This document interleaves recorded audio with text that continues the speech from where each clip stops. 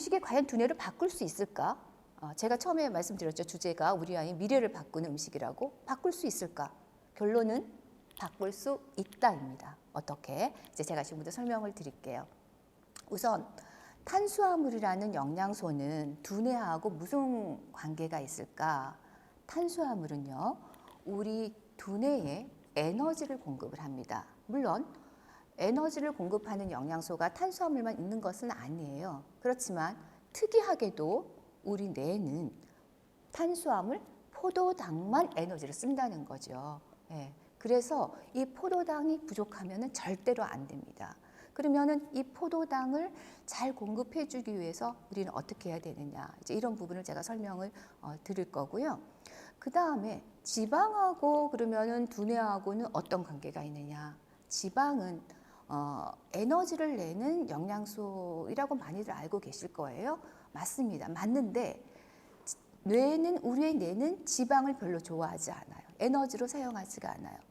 아주 급한 상태, 정말 굶었을 때, 그런 비상 상태가 아니면은 지방을 에너지로 쓰지를 않습니다. 그러나 지방과 두뇌의 관련성을 얘기할 때는 너무나 중요한 것이 이 두뇌를 만들고 있는 구성 성분 중에서 가장 많은 부분을 차지하는 것이 지방이라는 거예요. 즉 두뇌에 있어서 수분을 제거하고 남은 이제 그 고형 물질의 60%가 바로 지방입니다. 예. 그러니까 상당히 이 지방은 두뇌를 만드는 성분이다, 이렇게 이해를 하시면 될 것 같습니다. 그 다음에 또 우리가 잘 알고 있는 단백질, 그죠? 우리 근육을 만드는 단백질 중요한 거 너무나 잘 알죠. 그러면 이 단백질은 두뇌하고 어떤 관련성이 있는가를 볼게요. 단백질은 두뇌의 활동을 도와줍니다. 그러니까 그 두뇌를 이루는 이제 신경세포라는 것들이 있는데요. 이 신경세포들 사이에 신경 전달 물질이 이렇게 연결되면서 우리 신체가 움직이기도 하고 생각도 하고 이제 여러 가지 기능을 하게 되는데, 이 신경 전달 물질을 만드는 것이 바로 아미노산이고요. 이 아미노산은 단백질이 분해되었을 때 나오는 성분입니다. 그래서 탄수화물과 지방과 단백질은 각각의 역할로서 두뇌에 꼭 필요한 영양소라는 것을 말씀을 드리겠습니다. 그러면 두뇌가 필요로 하는 탄수화물을 잘 먹는 방법 조금 설명을 자세하게 드리겠습니다. 사실 특별한 건 없습니다.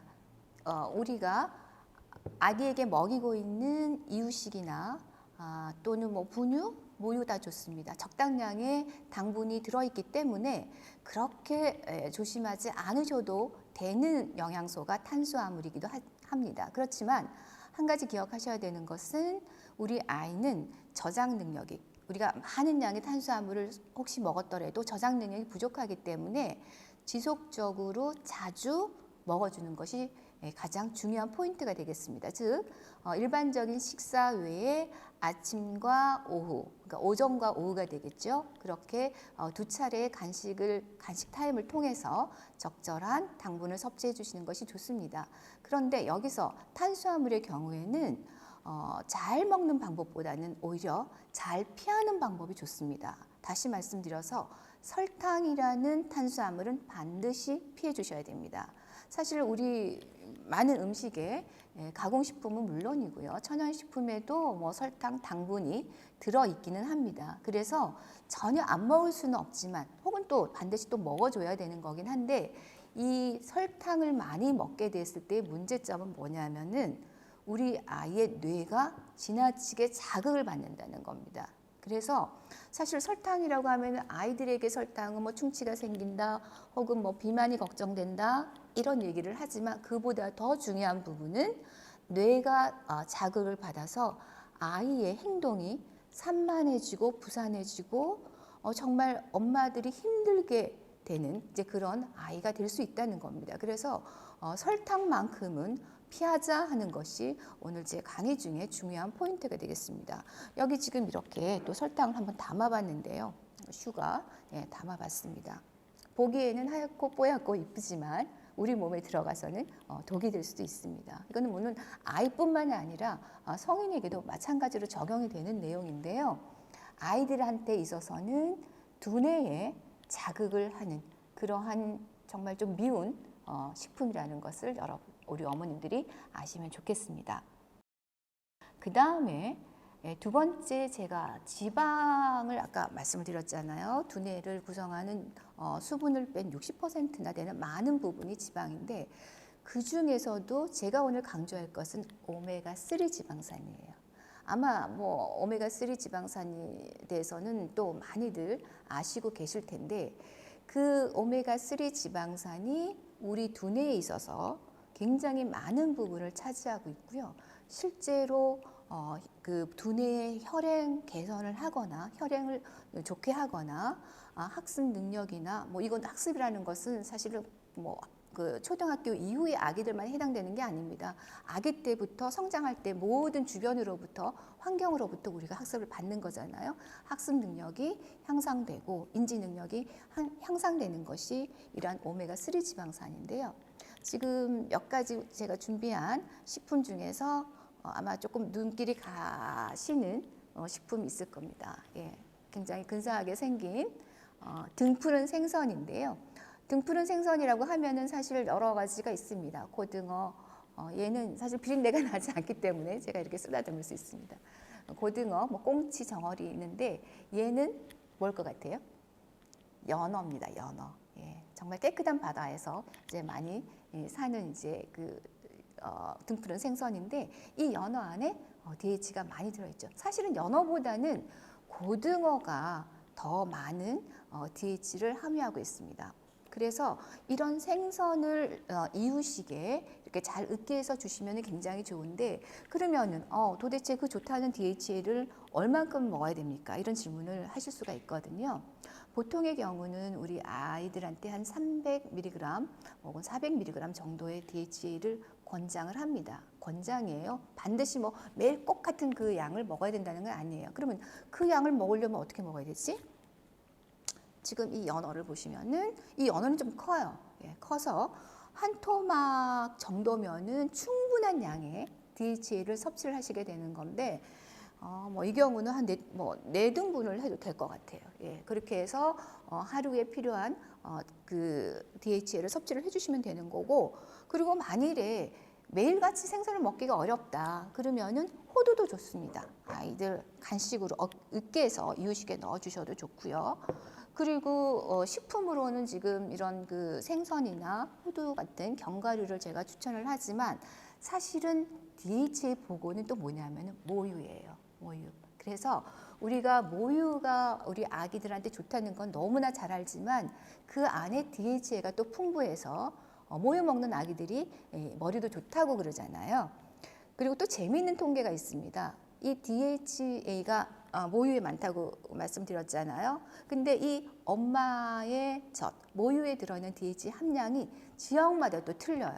그래서 해변가에 사는 그 산모들의 경우가 더 DHA 함량이 높다고 합니다. 그래서 통계적으로 보면은 서구의 엄마들보다 한국이나 일본의 그 엄마들의 젖에 DHA가 더 많다고 그래요.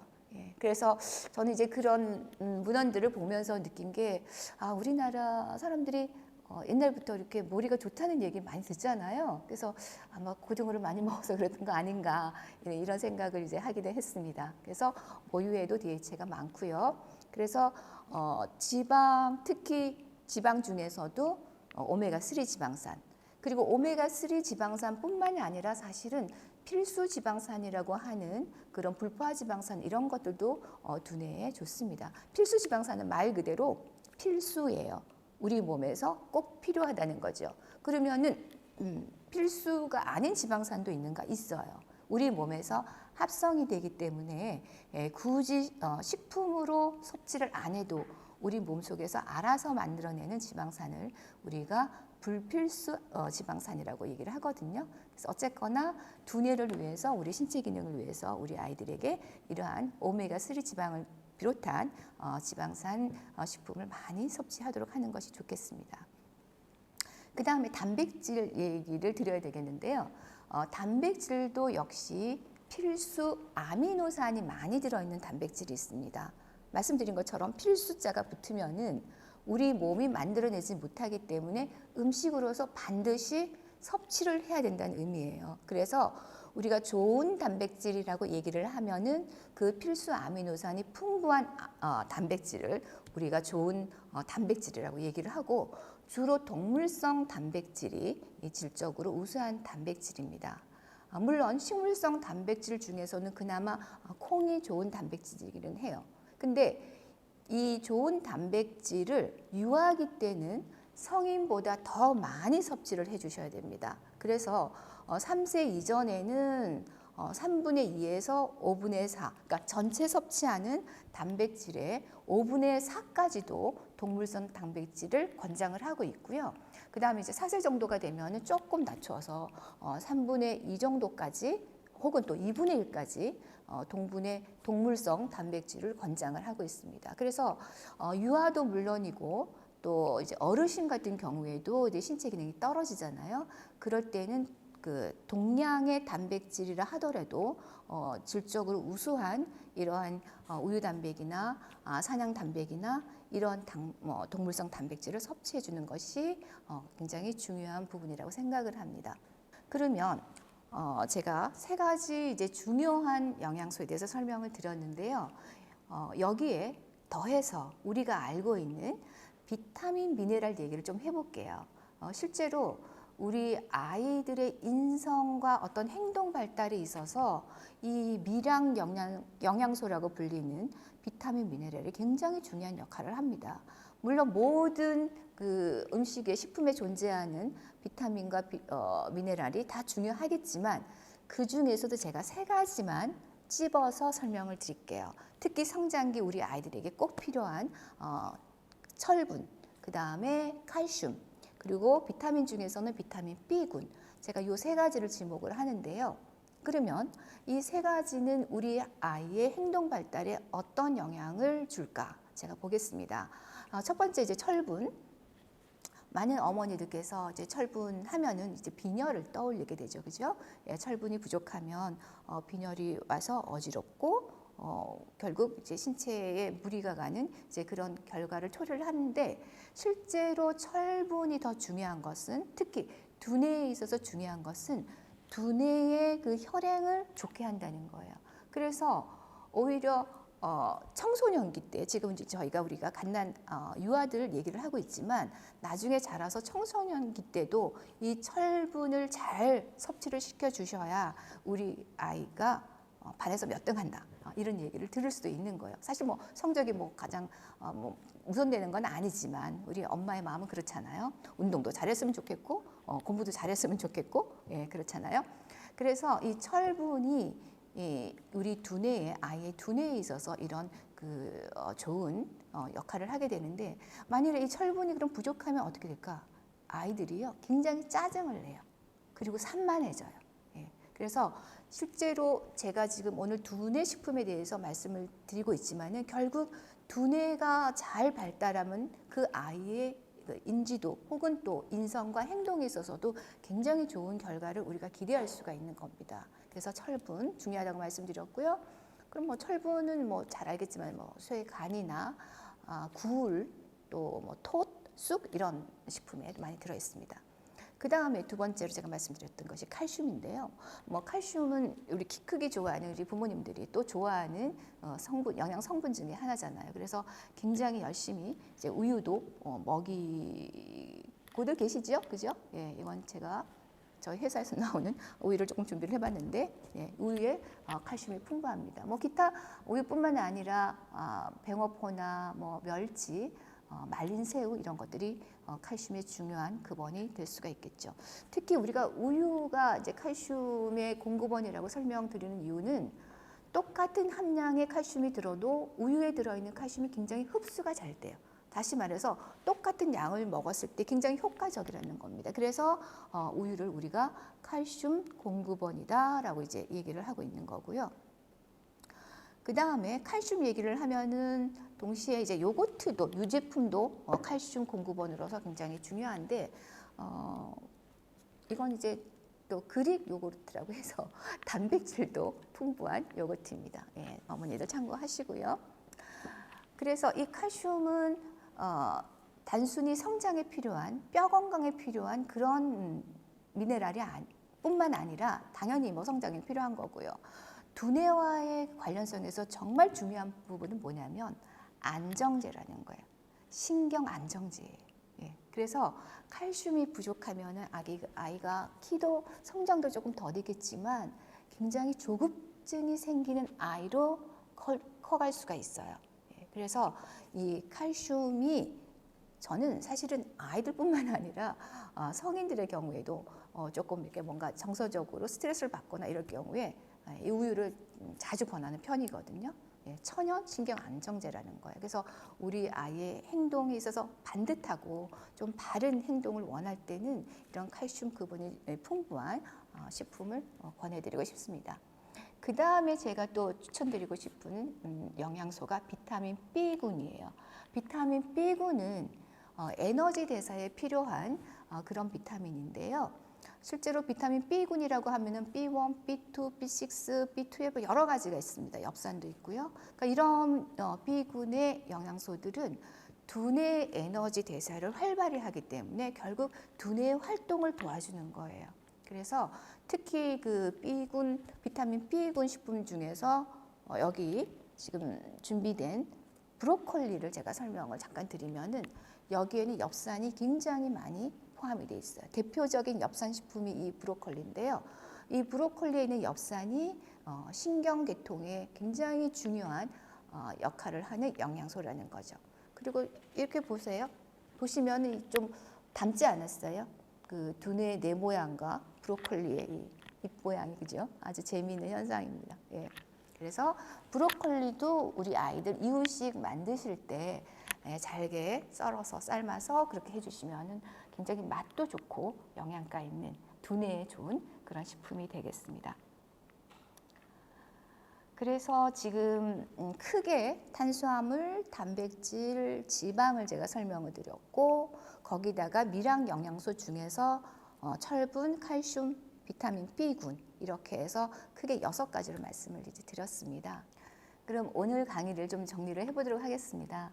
첫 번째는 우리 아이들한테 영양적으로 고루고루 그리고 균형 있게 음식을 준비를 해야 된다는 겁니다. 그래서 특정 음식이 뭐 좋다고 소문나고 뭐 한다고 해서 쫓아가서 그것만 먹이고 하다 보면은 아이의 그런 균형 잡힌 식단이 깨질 수가 있기 때문에 반드시 기억을 해주시고요. 두 번째는 설탕은 피하자. 예.